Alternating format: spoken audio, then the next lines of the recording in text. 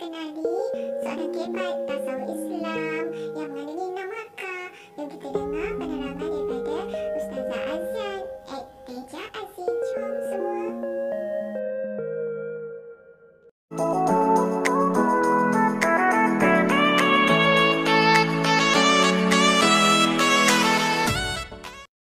Bismillahirrahmanirrahim.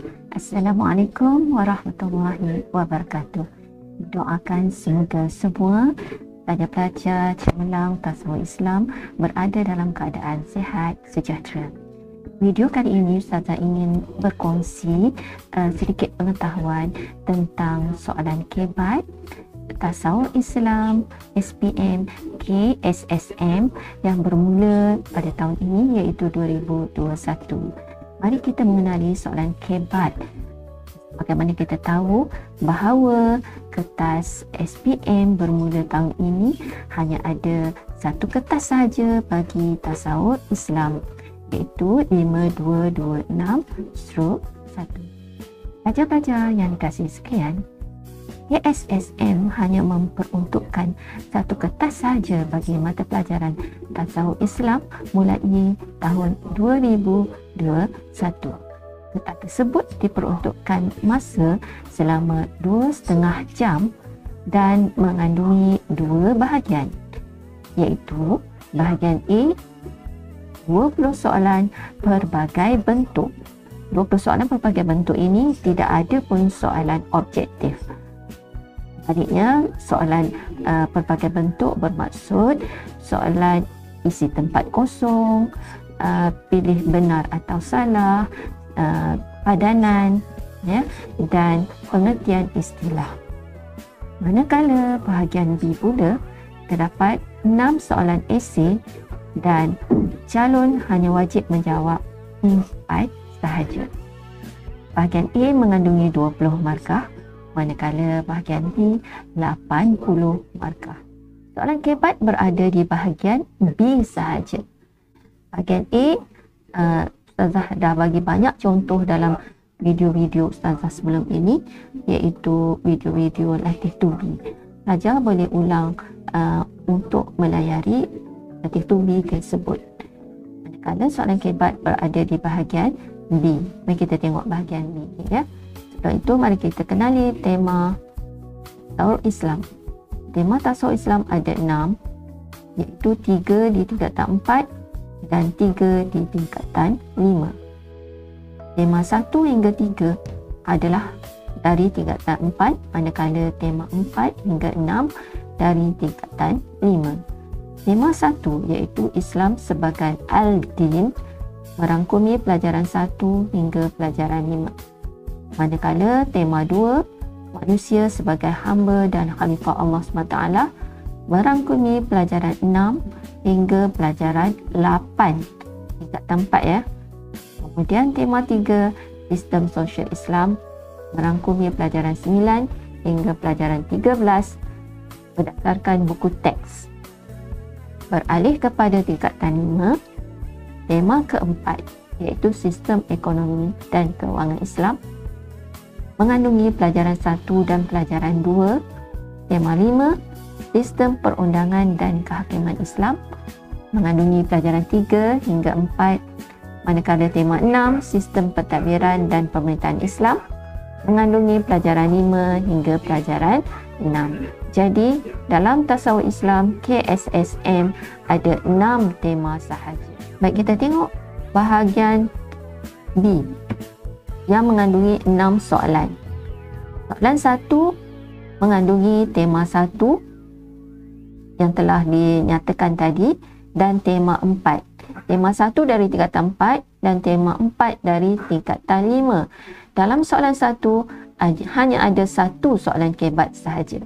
Begitu juga dengan soalan 2 mengandungi tema 2 dari tingkatan 4 dan tema 5 dari tingkatan 5 mengandungi satu soalan kebat. Yang lain ialah soalan esei pendek. Soalan 3 mengandungi tema 3 dari tingkatan 4 dan tema 6 dari tingkatan 5, satu soalan kebat juga. Soalan 4 mengandungi tema satu semula, diulang balik soalan tema 1 dari tingkatan 4 dan tema 4 dari tingkatan 5. Maknanya soalan 1 dan soalan 4 mempunyai tema yang sama, ya. Begitu juga soalan 2 dan soalan 5 mempunyai tema yang sama, dan begitu juga soalan 3 dan 6 mempunyai tema yang sama. Semua soalan-soalan ini dari soalan 1 hingga 6 mengandungi satu soalan kebat. Bermakna bahagian B terdapat 6 soalan kebat kerana ada 6 soalan. Baik, tema manakah kedudukan kebat dalam setiap soalan?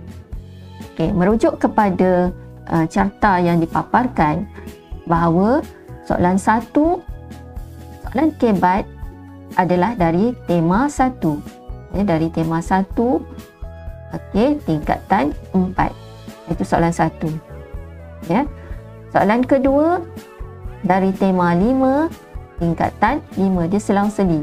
Soalan 1 dari tingkatan 4, soalan 2 dari tingkatan 5, soalan 3 dari tingkatan 4 semula, soalan 4 dari tingkatan 5, soalan 5 dari tingkatan 4, manakala soalan 6 dari tingkatan 5. Ini bermakna setiap tema, ya, mempunyai soalan kebat. Kalau perhatikan baik-baik, contoh, cuba tengok soalan 1. Okay, soalan 1 dengan soalan 4. Temanya sama kan? 1 dan tema 4. Ya, tetapi soalan 1 kebatnya dari tingkatan 4. Manakala soalan 4 kebatnya dari tingkatan 5. Walaupun temanya sama. Begitu juga dengan soalan 2 dan soalan 5. Soalan 2, soalan kebat dari tema 5, tingkatan 5. Manakala soalan yang kelima dari tema 2, ya, tingkatan 4. Begitu juga soalan ketiga. Okay, tema 3 dan tema 6 sama dengan soalan ke-6, tema 3 dan 6. Tetapi soalan 3, soalan kebatnya diambil daripada tema ketiga tingkatan 4. Manakala soalan ke-6 diambil daripada tema ke-6 tingkatan 5. Jadi bermakna semua tema akan dihidangkan satu soalan kebat. Berapakah jumlah kebat dan markahnya? Tadi kita dah bincangkan tentang kedudukan soalan kebat. Jadi kita faham bahawa ada 6 soalan kebat di bahagian B, ya, yang terletak pada setiap soalan. Manakala daripada bancian ataupun daripada fahaman yang Ustazah dengar daripada ceramah-ceramah, teknik-teknik menjawab yang dikemukakan oleh JU, Jurulatih Utama Negeri-Negeri, bahawa soalan kebat tasawuf KSSM bermula 2021 mengandungi 6 markah. Ya, selama ni kita biasa dengan 4 markah kan. Ya, ada isi, huraian lengkap dan kesimpulan. Okay, dari form 3, tingkatan 3 kita belajar. Tetapi bagi tasawuf Islam bermula KSSM, soalan kebatnya sangat hebat kerana mengandungi 6 markah. Jadi bagaimana bentuk soalan kebat 6 markah ini? Ya, ada 3 jenis soalan. Pertama, 6 markah yang dikombinasikan 2 pecahan soalan, iaitu soalan pertama mengandungi 2 markah dan soalan kedua mengandungi 4 markah. Jadi 6 markah. Jadi kombinasi soalan ini ada kaitan, ya. Ataupun soalan 6 markah ini mengandungi kombinasi 1 markah dan 5 markah. Okey. Dan ada juga soalan mengandungi 6 markah sahaja. Ya, maksudnya tidak ada pecahan soalan. Okay? Tidak ada pecahan soalan angka Roman tu. Ya, dia satu soalan markah penuhnya 6. Ya, jadi pelajar perlu prihatin terhadap peruntukan markah yang ditetapkan. Mari kita tengok contoh soalan. Ini adalah contoh soalan kebat 2 markah tambah 4 markah, di mana jumlah keseluruhannya adalah 6 markah. Baik, ini contoh yang Ustazah sediakan, contoh yang mudah saja. Ya, contoh 1A1. Perhatikan satu angka Roman. Ya, itu adalah pecahan daripada soalan 1. Baik, soalannya, Intan sentiasa menjadikan membaca Al-Quran setiap pagi sebagai rutin harian dan percaya bahawa amalan ini akan menjadi bekalan untuk dirinya di akhirat kelak. Soalan, nyatakan 2 rukun iman yang berkaitan dengan amalan Intan. Jadi pelajar kena faham ya, pernyataan yang diberikan di atas yang berkait dengan rukun iman. Okey. Jadi bila kita teliti pernyataan tersebut, kita boleh ambil kesimpulan. Contoh jawapan, Intan beriman dengan kitab, ya, iaitu salah satu daripada rukun iman, beriman dengan kitab dan beriman dengan hari akhirat. So ada 2 jawapan di situ dan kita telah mendapat 2 markah. Okey. Kemudian ada pecahan lagi, yang ini 1A1. Adanya 1A2. Okey, huraikan kebaikan amalan Intan sebagai persediaan jadi mukmin yang bertakwa, 4 markah. Jadi bila soalan sebegini, calon boleh menjawab sebagaimana biasa fakta yang diperlukan untuk menjawab dalam kebat, iaitu contoh jawapan, Intan akan merasa tenang dan bersemangat dalam menguruskan tugas harian. Okay, yang ini fakta ataupun isi, ya. Huraian kerana yakin dengan kehebatan Al-Quran. Huraian pertama, kesannya beliau akan sentiasa patuh kepada perintah Allah serta meninggalkan larangan Allah untuk memelihara maruah diri. Okay, ini adalah huraian yang kedua.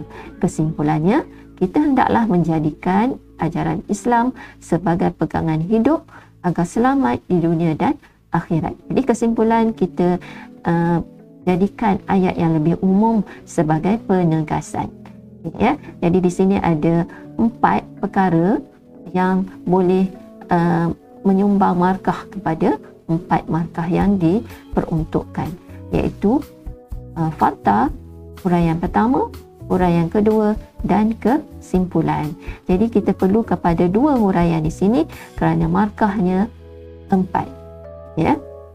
Okey, huraian kedua boleh dimaksudkan sebagai kesan. Okey. Ini contoh 2 campur 4. Kita tengok pula contoh 1 tambah 5. Okay, contoh ya. 5A1. 5 ni tema yang kelima lah. Ya. Encik Ahming adalah pemilik pasaraya yang berjaya. Telah menyumbang 300,000 kepada Persatuan Kebajikan Kanak-kanak Spastik Muslim di kampung anda. Adakah anda bersetuju menerima sumbangan itu sekiranya anda adalah pengerusi persatuan tersebut? 1 markah. Okay, ya. Soalan ini, di manakah masalahnya? Masalahnya hanyalah kerana Encik Ahming bukan orang Islam, menyumbang ya, untuk persatuan Islam. Ya. Jadi kalau kita sebagai pengurusi persatuan, adakah kita menerima? Jadi jawapannya setuju. Jawapan setuju je dah dapat 1 markah. Baik, kita tengok pecahan 5A2. Okey. Dia ada kaitan dengan 5A1 tadi. Baik, berdasarkan jawapan anda, bincangkan isu ini. 5 markah.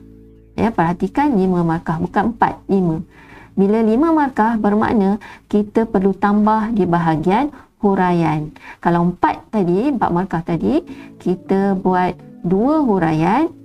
Tetapi kalau 5 markah, kita kena wujudkan 3 huraian. Di mana fakta dan kesimpulan mesti ada.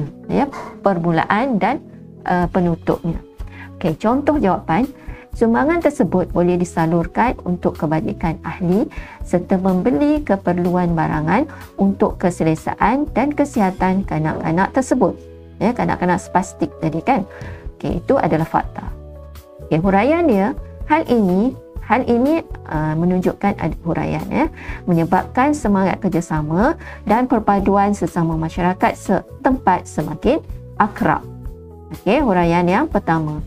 Manakala ini penerangan lagi, manakala tindakan Encik Amin boleh menjadi contoh kepada pengusaha yang lain tanpa mengira kaum. Ya. Kesannya, sikap bertanggungjawab terhadap semua ahli masyarakat dapat dipupuk dengan baik. Huraian yang ketiga. Kesimpulannya, kita hendaklah sentiasa prihatin terhadap masyarakat di sekitar kita dengan memberi bantuan mengikut kemampuan agar dapat hidup dengan harmoni dan bahagia. Jadi di sini ada 5 fakta yang boleh menyumbang kepada 5 markah. Diharap pelajar-pelajar cemerlang sekalian faham penerangan yang Ustazah berikan. Baik, kita tengok contoh yang ketiga pun. Baik. Contoh soalan kebat 6 markah. Dia tidak ada pecahan. Ya. Sebahagian kes rasuah berlaku dalam kalangan individu berjawatan tinggi walaupun mereka ialah golongan cerdik pandai dan mengetahui perbuatan tersebut menyalahi perundangan Islam. Okey, soalan. Kemukakan pandangan anda bagi membendung masalah tersebut. 6 markah. Jadi bila 6 markah, bagaimana kita nak mengolah ayat supaya ada 6 fakta untuk membantu kita mendapat markah penuh. Okey ya. Jadi pengiraan markah di sini ialah pertama ialah fakta 1 markah. Kemudian calon dikendaki menyediakan 4 huraian untuk mendapat tambahan 4 markah dan 1 kesimpulan sebagai penutup. Barulah dapat 6 markah. Baik, contoh jawapan yang Ustazah bagi. Contoh, mungkin ada jawapan yang lebih mantap dari calon-calon Ini adalah contoh sahaja. Okey, contohnya kerajaan hendaklah menguat kuasa undang-undang dengan lebih ketat agar kejadian sedemikian tidak berulang. Okey, ini adalah fakta. Jadi fakta dia apa? Menguat kuasa undang-undang. Kemudian kita cerangkinkan, kita huraikan isi tersebut, fakta tersebut. Hal ini kerana rasuah yang berterusan akan mengakibatkan ketidakadilan serta penyayaan berlaku. Huraian pertama. Contohnya, kita boleh jadikan contoh, kita boleh jadikan kesan, kita boleh jadikan huraian yang seterusnya. Contohnya, bantuan yang sepatutnya disalurkan kepada golongan susah tetapi dimiliki oleh golongan kaya. Contoh. Huraian kedua. Menyebabkan hasrat kerajaan membasmi kemiskinan tidak akan tercapai. Kesannya, golongan kaya semakin kaya, manakala golongan yang miskin bertambah susah. Huraian yang keempat. Lantaran itu, ini masuk kesimpulan, lantaran itu kita hendaklah menjauhi amalan yang dimurkai Allah Subhanahu Wa Taala agar segala rezeki yang diperoleh akan mendapat keberkatan. Jadi ada 6 fakta yang kita nyatakan di sini. 6 perkara yang kita nyatakan di sini untuk mendapat 6 markah penuh. Okey, faham ya pelajar-pelajar sekalian? Jadi kalau peruntukan 6 markah, maka perlu ada 1 fakta, 4 huraian dan 1 kesimpulan. Kesimpulan tentang kebat Pertama, pelajar-pelajar hendaklah fahami kehendak soalan dan fikirkan fakta jawapan itu mengikut tema yang dikehendaki. Tema apa? Kita ada 6 tema tadi kan. Jadi setiap soalan itu ada tema-temanya yang tersendiri. Yang kedua, hendaklah rajin menulis dan mengembangkan fakta yang dipilih. Jadi tasawur ini kunci kejayaan, antaranya ialah kita kena ada banyak idea dan kena rajin menulis. Kita kena paksa jari kita ni, tangan kita ini menulis jawapan. Kemudian yang ketiga, memastikan jawapan mengikut peruntukan markah yang ditetapkan. Kalau soalan itu 1 tambah 5, jadi pastikan kita menjawab mengikut bilangan peruntukan markah. Ataupun soalan 6 markah, ya. Jadi peruntukan markah tu pastikan betul, ya. Markah kita tu kita rasa confident, ya, markah kita dapat markah yang penuh.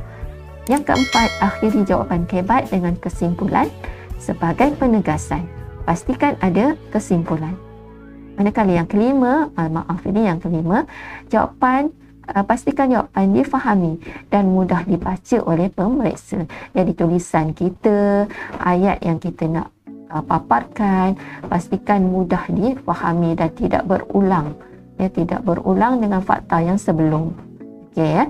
Jadi barulah pemeriksa dapat mengenal pasti bahawa kita sedang menghuraikan fakta-fakta kita tersebut, bukan mengulangi. Okay, ya.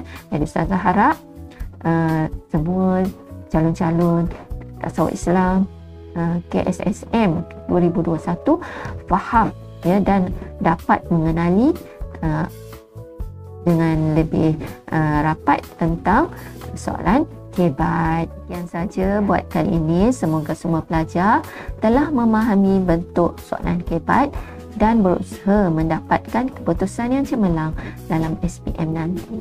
Selamat meneruskan usaha. Sekian, wabillahi taufiq wal hidayah. Assalamualaikum warahmatullahi wabarakatuh. Jangan lupa like, subscribe dan tekan lonceng. Ila liqa. Assalamualaikum. Bye.